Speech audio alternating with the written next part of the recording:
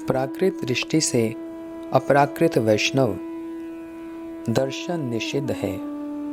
दुष्टे स्वभाव जनित वपुश्च दोषे न प्राकृत तत्त्वमिह भक्त जनस्य पश्येत गंगा भसम न खलु बुद्बुद फेन पंकेर ब्रह्म द्रव्य तम अपगच्छति निर्धर्मे।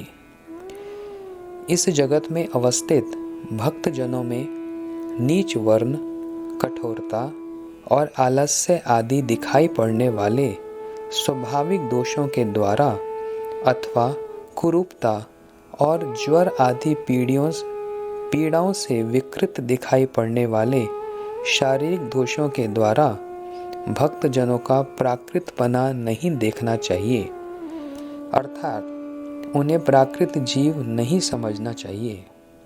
जैसे बुलबुलों, फेन और कीचड़ आदि के संबंध से गंगा जल जन्म धर्म को अंगीकार करके भी अपना द्रवीभूत ब्रह्म होने का धर्म त्याग नहीं करता, अर्थात अपराकृत धर्म नहीं छोड़ता, वैसे ही आत्मस्वरूप प्राप्त वैष्णव में प्राकृत दोषों का आरोप नहीं करना चाहिए।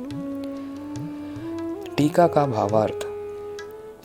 प्राकृत जगत में अवस्थित होने के कारण प्राकृत दृष्टि से शुद्ध भक्तों में कुछ तात्कालिक प्राकृत दोष सा प्रतीत होता है, तथापि उनको प्राकृत नहीं मानना चाहिए।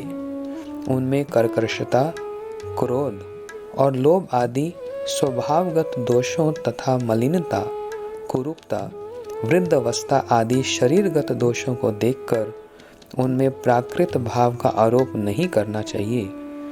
भक्तों के सिद्ध शरीर में उन प्राकृत दोषों का रहना असंभव है, अतएव उनमें इन जड़ीय दोषों को देखना अपराधजनक है।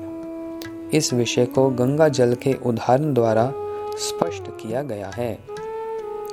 पीयूष वर्षिणी वृत्ति। शुद्ध भक्तों में प्राकृत दोषों को देखकर उन्हें प्राकृत समझना उचित नहीं है। छठे श्लोक में यही उपदेश है। शुद्ध भक्तों में कुसंग और नाम अपराध होना असंभव है।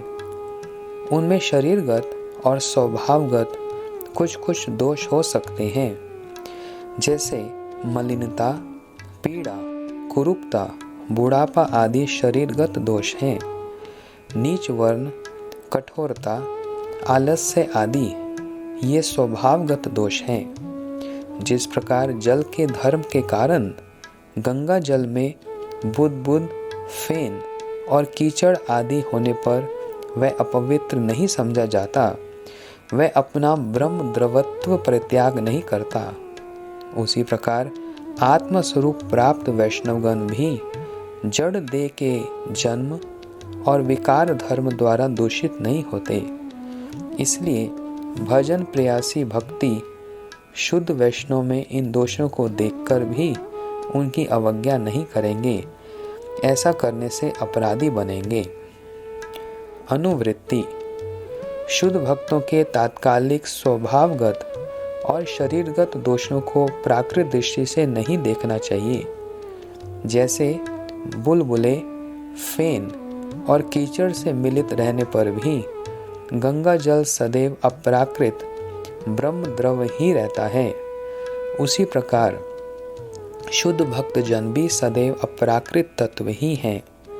उनमें प्राकृत भाव दर्शन करना अपराधजनक है। श्री गीता में भी ऐसे ही सावधान किया गया है। अपि चे सुदुराचारो भजते माम अनन्य भाग साधुर एव समन्तव्य सम्यक व्यवसति ही सह क्षिप्रम भवति धर्मात्मा शश्वच्छन्ति निगच्छति कौन्तेया प्रति जानिहि नामे भक्त प्रणश्यति। श्री गीता 9:30-31। कृष्ण भक्त आचार्य वंश या गोस्वामी वंश में जन्म न लेने पर भी उनको गोस्वामी या प्रभु नहीं मानने से केवल प्राकृत दर्शन ही होता है।